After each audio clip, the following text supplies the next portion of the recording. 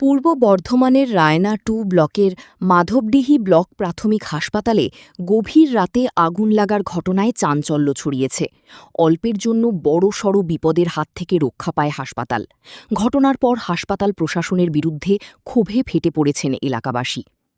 সোমবার রাত প্রায় 10:48 নাগাদ মাধবডিহি ব্লক প্রাথমিক হাসপাতালের একটি অংশ থেকে ধোঁয়া ও আগুনের শিখা দেখতে পান স্থানীয় বাসিন্দারা।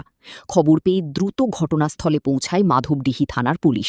বিজেপি নেতা মৃত্যুঞ্জয় চন্দ্রের অভিযোগ করেছেন, শুধু অগ্নিকাণ্ডের কারণ অনুসন্ধান নয়, হাসপাতালের চলমান ও সম্পন্ন হওয়া বিভিন্ন উন্নয়নমূলক প্রকল্প, সরকারি অর্থের ব্যবহার এবং নির্মাণ কাজের মানও স্বাধীনভাবে খতিয়ে দেখা উচিত।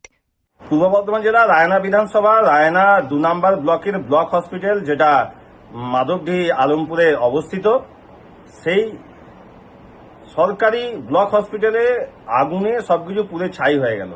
কিভাবে আগুন লাগলো তার পূর্ণাঙ্গ তদন্ত হওয়া প্রয়োজন।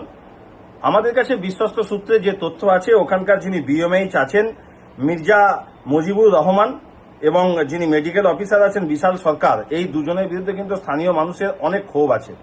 তৃণমূলের এই 15 বছরের শাসনকালে সাধারণ মানুষকে সরকারি যেসব পরিষেবা দেওয়া উচিত সেগুলো কিন্তু এই ব্লক হসপিটাল থেকে দেওয়া হয়। সরকার থেকে জনগণের ট্যাক্সের টাকা, যেটা জনগণের উন্নয়নের জন্য বরাদ্দ হয়েছিল, সেই সব প্রজেক্টের টাকা আত্মসাৎ হয়েছে বলে অভিযোগ আসছে। একটা 70 লক্ষের প্রজেক্টে প্রায় 20 লাখ টাকা কাজ হয়েছে, বাকি টাকা আত্মসাৎ হয়েছে এমনটা অভিযোগ আসছে। পানিতে একটা নতুন হসপিটাল হচ্ছে, সেখানে প্রায় 1.5 কোটি টাকা বরাদ্দ আছে, কিন্তু নিম্নমানের সামগ্রী দিয়ে কাজ হচ্ছে এমন অভিযোগ আছে। এই সব কিছুর পিছনে বিএমএইচ এর ভূমিকা আছে বলে সাধারণ মানুষ বলছেন। আমরা বিজেপির পক্ষ থেকে দাবি করব যে অবিলম্বে এই বিএমএইচ যিনি আছেন তার সঙ্গে তৃণমূল নেতাদের কি যোগ ছিল, স্বাস্থ্য খাতে বরাদ্দ অর্থ সেগুলো সঠিকভাবে ব্যবহার হয়েছে কিনা, এবং গতকাল যে আগুন হলো বিএমএইচ একবারও প্রয়োজন বোধ করলেন না সেখানে এসে দাঁড়িয়ে থাকার। যেখানে ওসি উপস্থিত হচ্ছেন, স্থানীয় সাংবাদিক উপস্থিত হচ্ছেন, একজন স্থানীয় সাংবাদিক ভিডিও করায় প্রশ্ন করায় তাকে মারতে উদ্যত হয়েছেন ওই বিএমএইচ এর ঘনিষ্ঠ একজন। এর থেকেই প্রমাণ পাওয়া যাচ্ছে যে নিশ্চয়ই এমন কিছু বিষয় লোকানোর চেষ্টা হয়েছে, যেটা আগুনের মাধ্যমে পুড়িয়ে দেওয়ার চেষ্টা হয়েছে। এর আগেও এটা পশ্চিমবঙ্গে বিভিন্ন জায়গায় হয়েছে।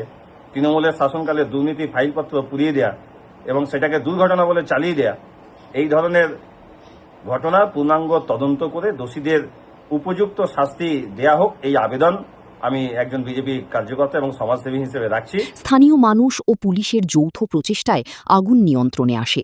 তবে কী কারণে আগুন লাগে তা এখনও স্পষ্ট নয়।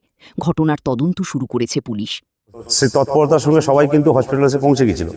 পৌঁছে যাওয়ার পর আমাদের তৎপরতায় সেই অগ্নিদগ্ধ পরিস্থিতিকে আমরা নিয়ন্ত্রণে এনেছি।